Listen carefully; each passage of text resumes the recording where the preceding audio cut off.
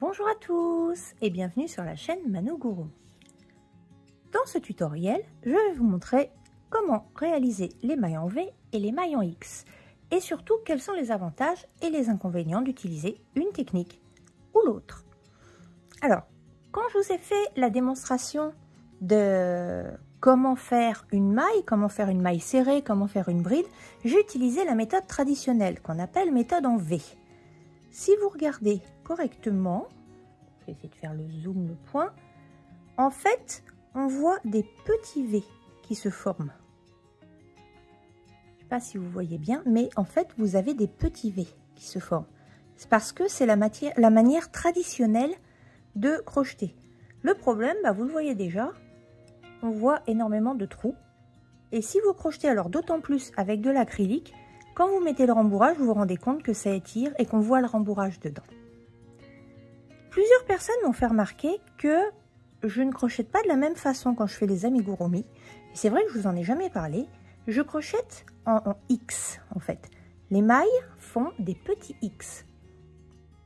Donc je vais vous montrer un petit peu comment crocheter ce point. Pour les amigurumi, c'est très important. Là on voit en fait c'est beaucoup plus serré, beaucoup plus rigide. Ici, c'est très souple et effectivement, on voit bien l'espace entre les différents points. La maille traditionnelle. Pour l'instant, je travaille en maille serrée, mais que ce soit en bride, que ce soit en demi-bride, ce que vous voulez, ce sera exactement la même chose. Quand on fait une maille serrée, on passe dans la maille et en fait, on fait un jeté, c'est-à-dire qu'on passe le fil par-dessus le crochet, on repasse à l'intérieur et on fait un autre jeté pour passer la maille. Je refais une deuxième fois, on passe dans la maille, on fait un jeté, on repasse dans la maille, on fait un autre jeté et on ferme notre point. D'accord? Je vais marquer quand même ma maille, j'en ai fait deux. Ici. Donc en fait, quand vous crochetez comme ceci, vous allez vous rendre compte que le coton va être plus souple, l'acrylique encore plus, les mailles vont être beaucoup plus lâches. Quand vous crochetez de l'autre façon, donc en X, je vais vous montrer, en fait, il y a un tout petit changement, mais très minime. Certains m'ont fait remarquer dans les commentaires, donc voilà.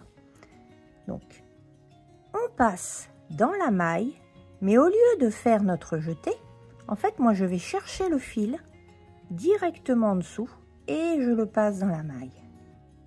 Là, je fais mon jeté et je ferme ma maille. Je reprends, je passe dans la maille et je vais chercher mon fil. Souvent, je vous dis, je vais chercher mon fil. Je fais mon jeté et je passe dans la maille. Je vais marquer mes deux points.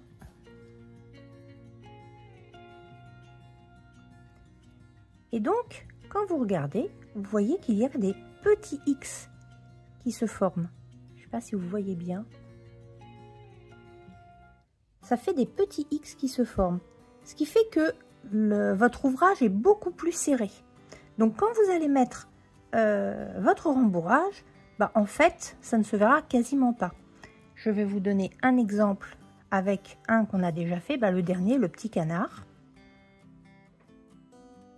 Donc en fait, on va essayer de faire le point. Si vous voyez, ça fait vraiment des petits X et non pas des V. D'accord? Alors c'est pour ça qu'on appelle ça des points en X ou points en V. Normalement, ça s'appelle le point russe. C'était la petite partie culturelle, on va dire. Voilà. Donc, quand vous faites des amigurumi, il est mieux d'utiliser cette technique parce que ça va bien serrer, notamment au moment des diminutions.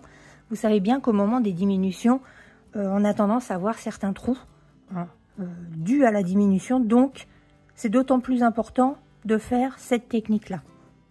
Je la remontre. Elle est vraiment... En fait, c'est juste un petit coup à prendre, mais c'est tout aussi simple. On passe en dessous, on prend notre fil et on revient. On fait notre jeté et on fait la maille.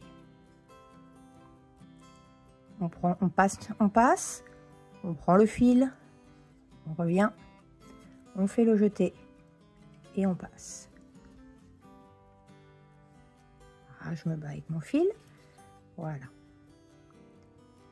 Je passe dans la maille, je prends mon fil, je repasse dans la maille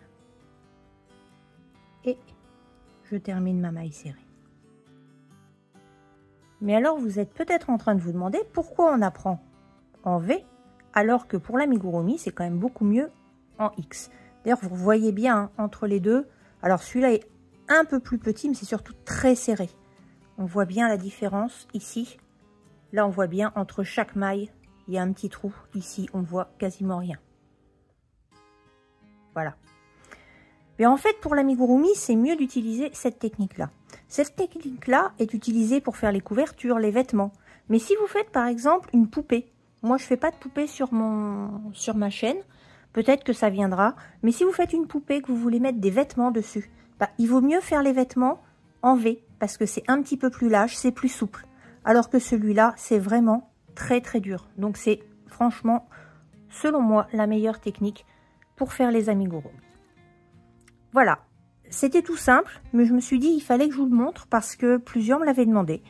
Donc j'espère que cette petite astuce vous aura été utile et je vous dis à très vite sur la chaîne Manugurumi. À bientôt!